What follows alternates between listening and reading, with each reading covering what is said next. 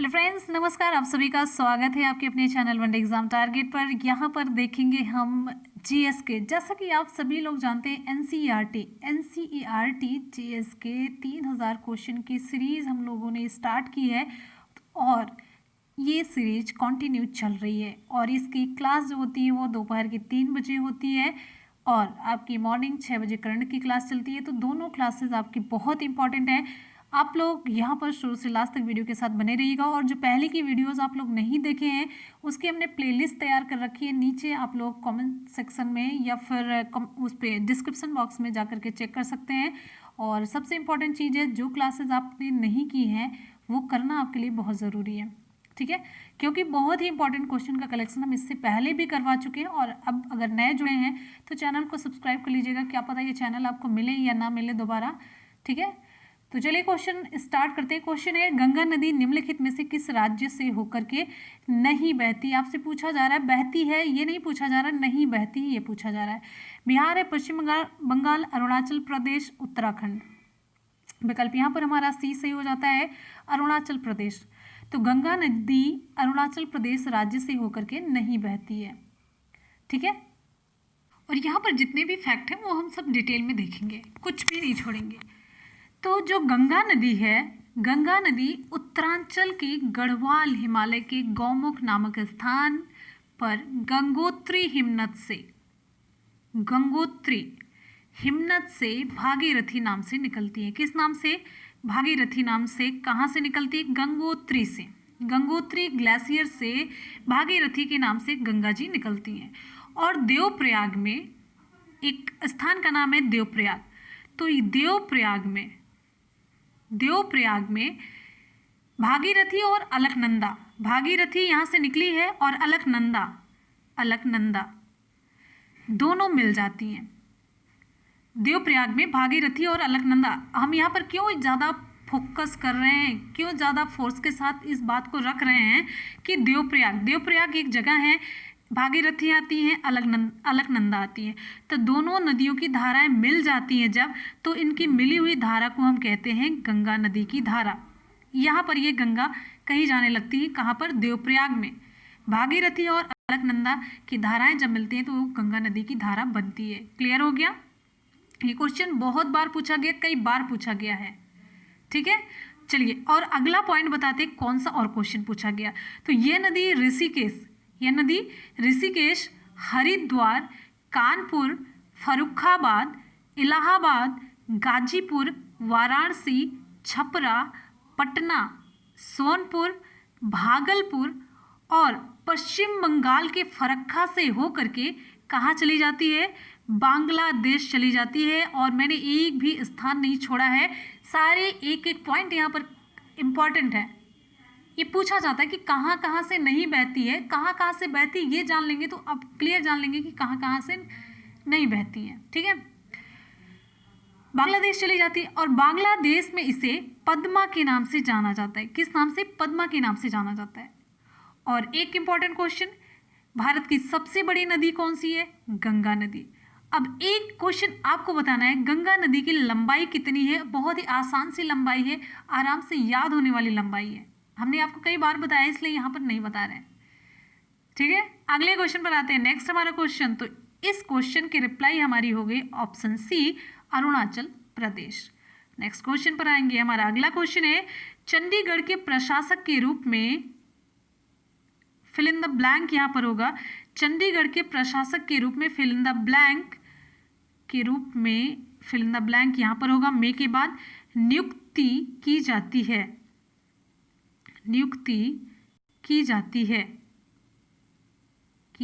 है। 4 ऑप्शन आप सभी के सामने है। हरियाणा के राज्यपाल की, पंजाब और हरियाणा के वरिष्ठ प्रशासक की, पंजाब के राज्यपाल की या राष्ट्रपति की। तो विकल्प यहाँ पर हमारा सी सही हो जाता है।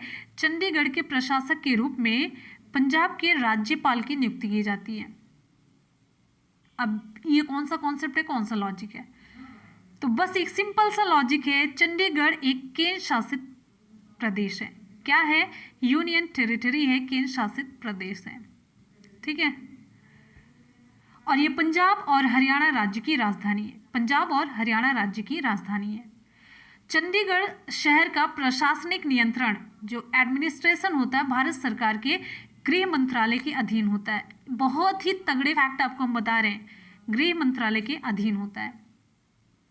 तो वर्तमान में पंजाब के राज्यपाल ही चंडीगढ़ के प्रशासक होते हैं।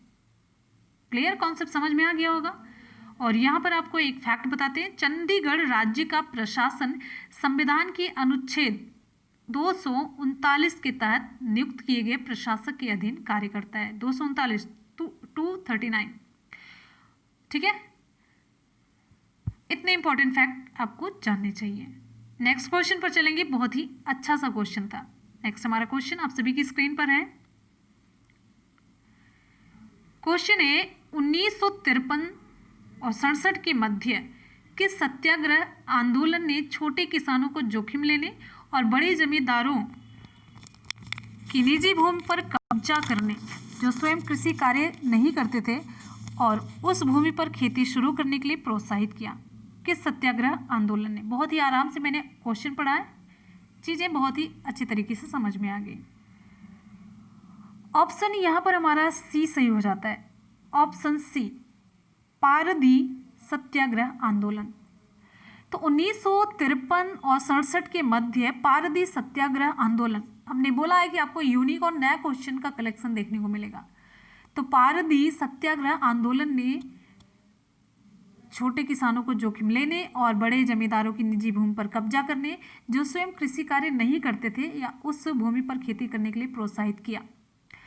पारदी दक्षिण गुजरात के वलसाड जिले का एक तालुका है, ठीक है।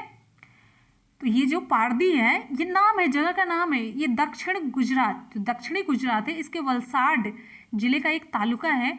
और पारदी इलाके की एक प्रमुख समस्या यह थी कि खेती योग्य कुल भूमि का 3/4 भाग, कितना, 3/4 भाग 100 जमींदारों के पास थी, जबकि इन जमींदारों को खेती करने में कोई रुचि नहीं थी।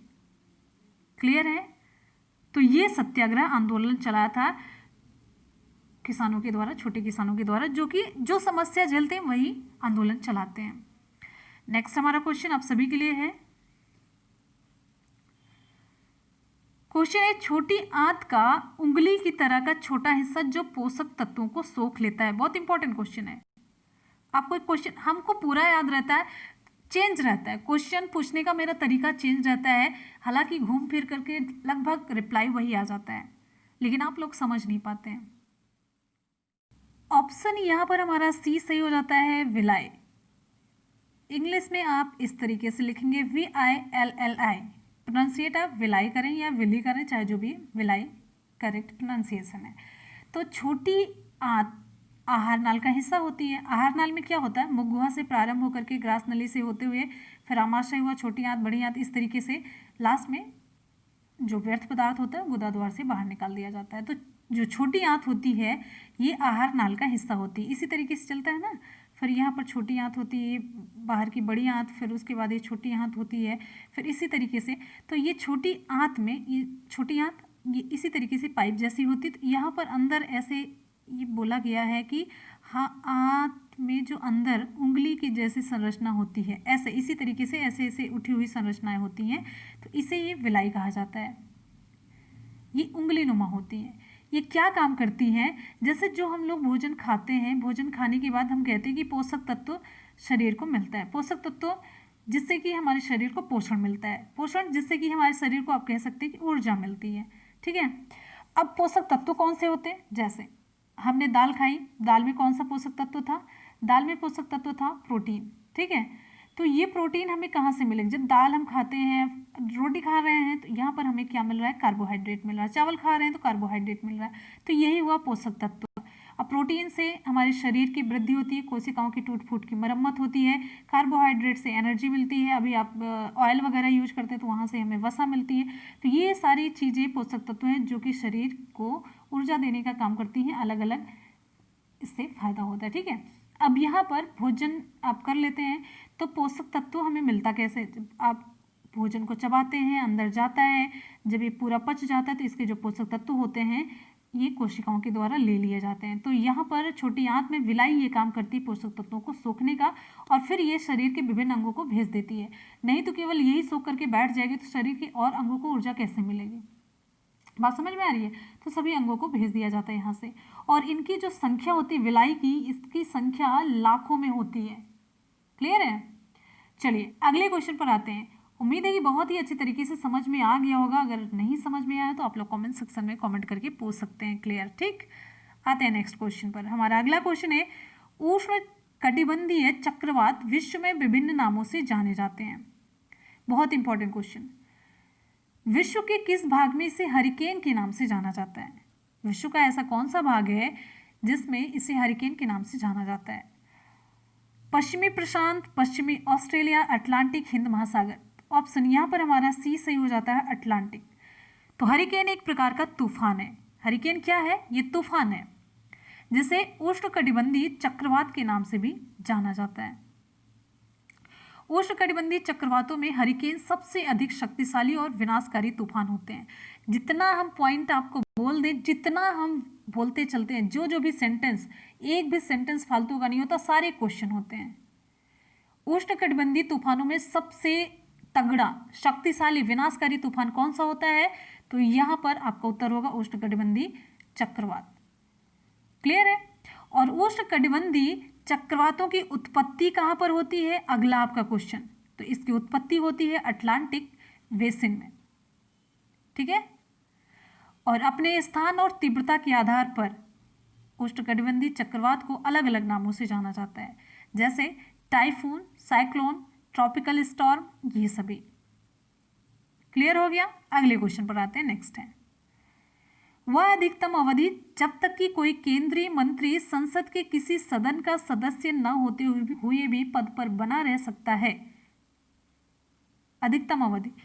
एक बार जितने भी स्टूडेंट वीडियो को देख रहे हैं फटाफट से वीडियो को करेंगे लाइक, और अपने दोस्तों में लिंक को शेयर करना बिल्कुल भी ना भूलें। तो जल्दी जल्दी से वीडियो को लाइक कर दीजिए प्यार से, और लिंक भी शेयर करना ज़रूरी है। ऑप्शन यहाँ पर हमारा कौन सा सही होगा? चलिए जल्दी से बताइए। ऑप्शन यहाँ पर हमारा सही हो जाता है सी, 6 माह तक। आपको यहाँ पर इंपॉर्टेंट फैक्ट के साथ बताते चलते हैं। अनुच्छेद 74 के अनुसार राष्ट्रपति की सहायता के लिए मंत्रिपरिषद का गठन किया जाता है। ठीक है?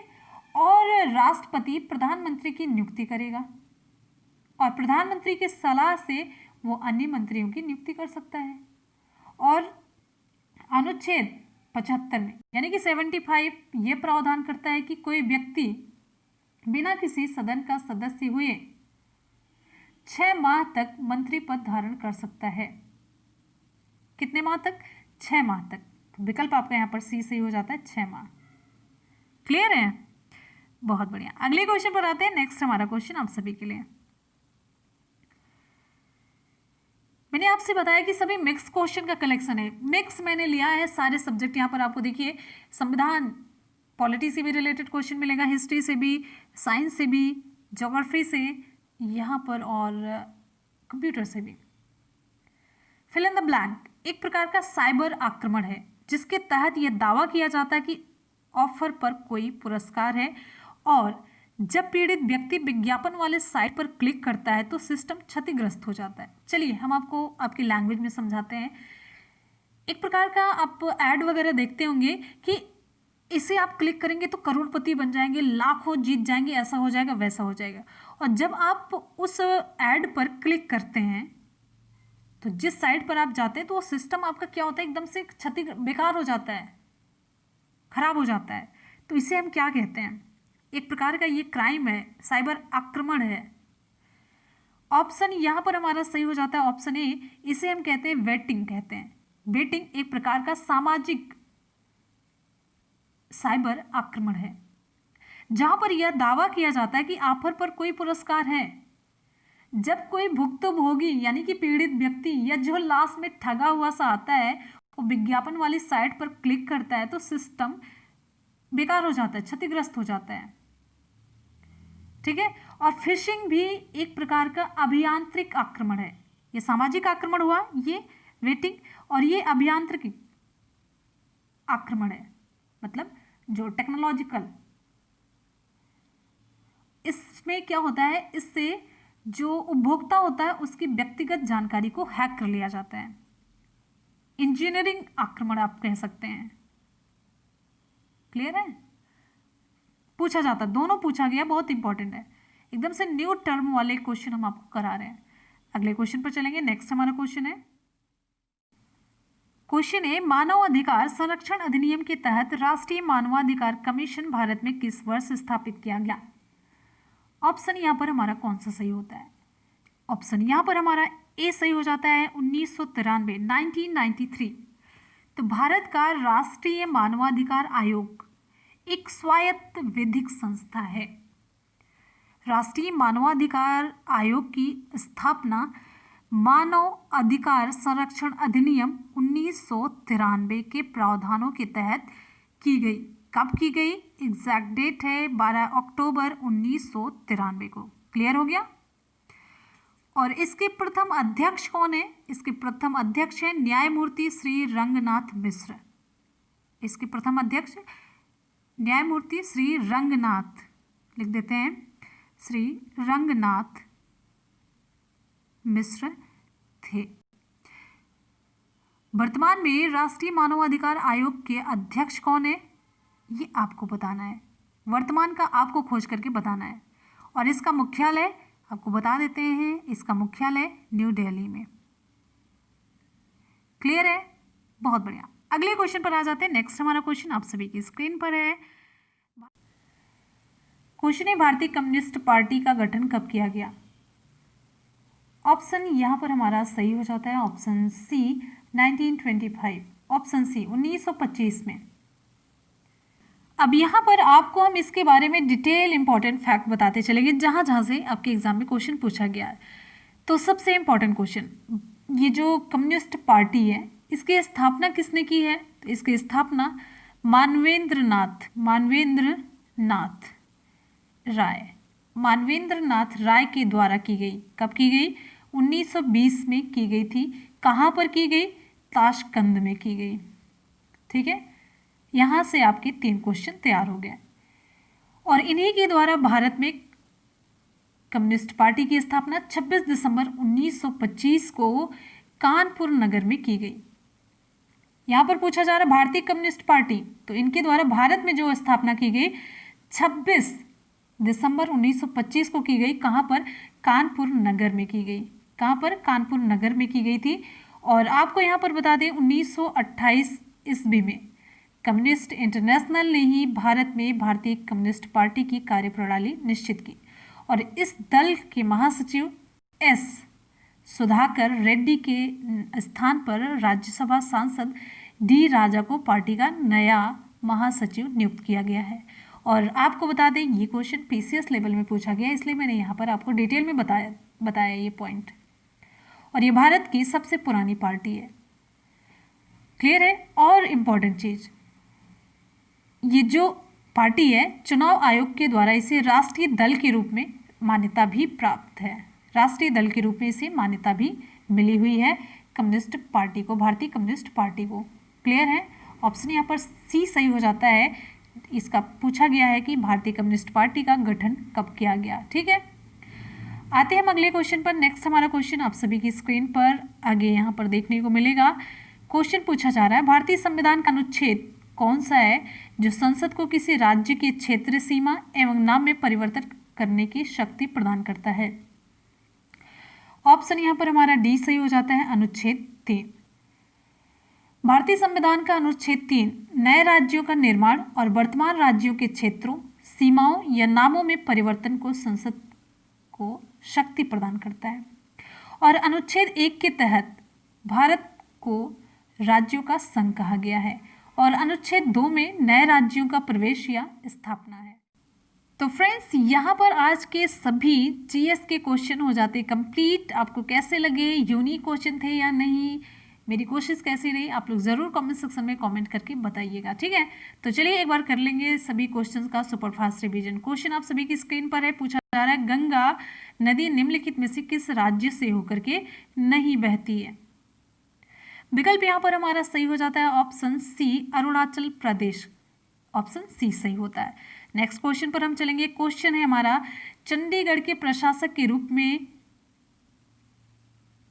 यहाँ पर थोड़ा सा इनकम्प्लीट सेंटेंस था, मैंने आपको बताया चंडीगढ़ के प्रशासक के रूप में फिल इन द ब्लैंक नियुक्ति की जाती है। ऑप्शन यहाँ पर हमारा सी सही हो जाता है, पंजाब के राज्यपाल की। नेक्स्ट क्वेश्चन पर आएंगे। क्वेश्चन है 1953 और 67 के मध्य किस सत्याग्रह आंदोलन ने छोटे किसानों को जोखिम लेने और बड़े जमींदारों की निजी भूमि पर कब्जा करने, जो स्वयं कृषि कार्य नहीं करते थे, और उस भूमि पर खेती शुरू करने के लिए प्रोत्साहित किया? तो विकल्प यहाँ पर हमारा सी सही हो जाता है, पारदी सत्याग्रह आंदोलन, ऑप्शन सी। ठीक है, अगले क्वेश्चन पर हम चलेंगे। नेक्स्ट हमारा क्वेश्चन आप सभी की स्क्रीन पर है। छोटी आंत का उंगली की तरह का छोटा हिस्सा जो पोषक तत्वों को सोख लेता है, उसका नाम क्या है? ऑप्शन यहाँ पर हमारा सही हो जाता है सी, विलाई है, ऑप्शन सी। नेक्स्ट क्वेश्चन है, उष्णकटिबंधीय चक्रवात विश्व में विभिन्न नामों से जाने जाते हैं, विश्व के किस भाग में इसे हरिकेन के नाम से जाना जाता है? तो विकल्प यहाँ पर हमारा सी सही हो जाता है, अटलांटिक में। अगला क्वेश्चन है, वह अधिकतम अवधि जब तक कि कोई केंद्रीय मंत्री संसद के किसी सदन का सदस्य न होते हुए भी पद पर बना रह सकता है, कितने समय तक? तो यहाँ पर हमारा ऑप्शन सी सही हो जाता है, 6 माह तक। ठीक है, अगले क्वेश्चन पर आएंगे।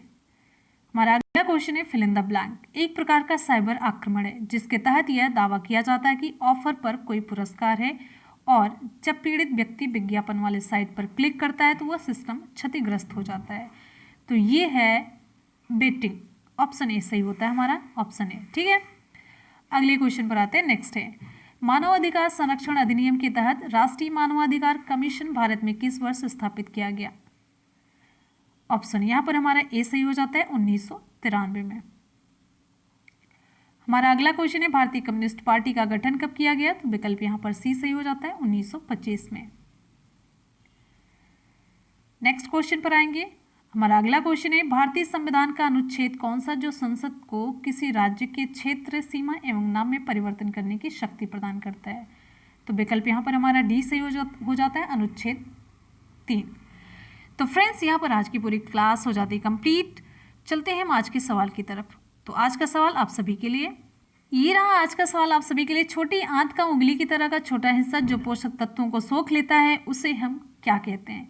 Women's capsule, cilia, villi, alveoli. Option यहाँ पर कौन सा सही होगा? आप लोग कमेंट सेक्शन में कमेंट करके जरूर बताएं। और आज का आपका दूसरा सवाल, हमारा दूसरा सवाल है, गंगा नदी निम्नलिखित में से किस राज्य से होकर के नहीं बहती? बिहार है, पश्चिम बंगाल, अरुणाचल प्रदेश या उत्तराखंड? विकल्प कौन सा सही होगा? आप लोग कमेंट सेक्शन में कमेंट करके बताएं।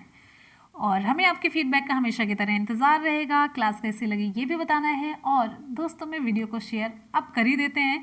आप शिक्षक बनने जा रहे हैं, इतना तो आप जरूर ही करते होंगे। तो इसी के साथ ही क्लास को करते हैं कंप्लीट। मिलते हैं फिर नेक्स्ट वीडियो में, तब तक ले goodbye and take care. Thank you so much, love you all, bye bye and take care. जय हिंद।